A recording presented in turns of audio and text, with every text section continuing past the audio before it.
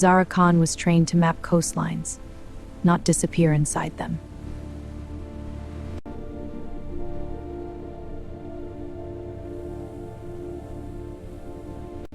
Her father had crossed dangerous waters all his life, and tonight he'd not trust the sea.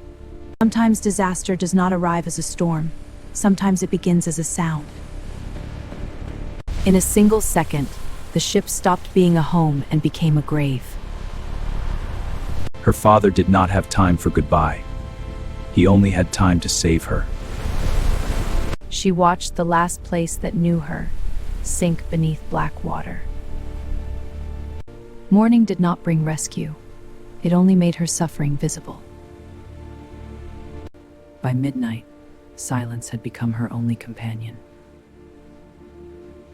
The sea gave her motion, but not mercy. On the third morning, the horizon stopped being empty. She had found land, but not safety. Dehydration turns distance into lies. The island welcomed her the way a prison welcomes a prisoner. That first night, every sound felt like a predator. Hope is a dangerous thing when your body is running out first. Then she saw something ordinary enough to become divine. Survival often begins with one ugly, desperate act. That sweetness was the first proof she might live. She knew the theory of survival. The island demanded proof. Knowledge is not the same as endurance. By nightfall, the sky joined the sea in trying to break her. The ocean had destroyed her world. Now it returned pieces of it. Inside that ruined bag was the difference between surviving and lasting. The first flame did not just warm her hands, it returned her will. That fish was tiny. To her it felt enormous. Food tastes different when you had to become someone else to reach it. She stopped waiting for rescue the moment she started building. If she could not leave this place, she would at least understand it. On an island like this, water is not a resource, it is permission. She was no longer studying survival, she was becoming it. Before the world forgot her, the ocean saw her first. She began speaking to the world in smoke, even when no one answered. Out here, even a boot could become the difference between mobility and injury. Some evenings were harder than hunger. They were too quiet to survive easily. Then the island gave her something that was weaker than she was.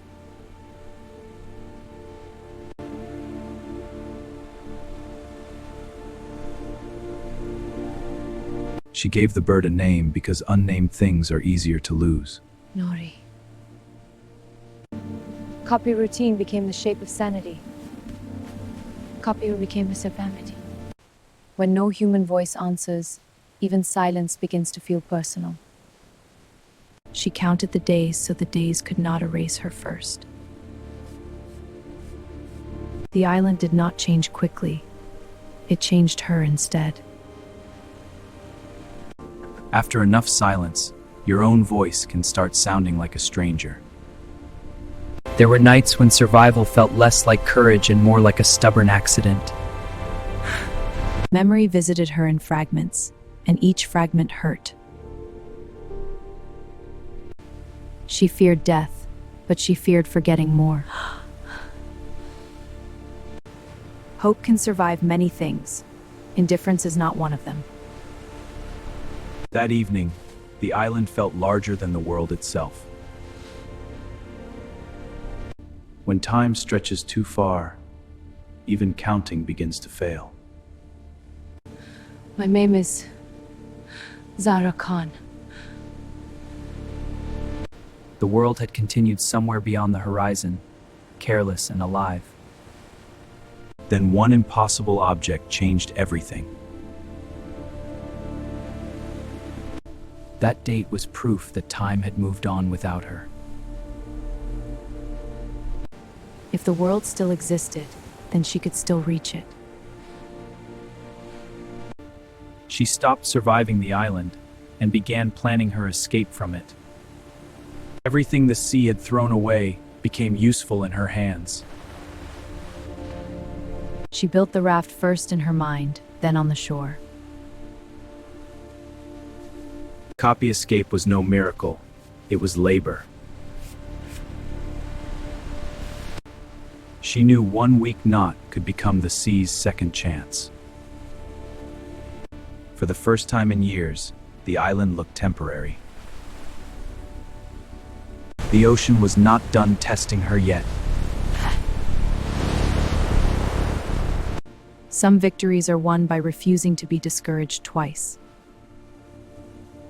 She packed not like a traveler, but like someone bargaining with death. She had hated this place, feared this place, and lived because of this place. The only goodbye that mattered was to the witness of her loneliness. No rescue came for her, so she carried herself back to the world. She did not look back because she feared she might stop. The same sea that had trapped her was now her last road home.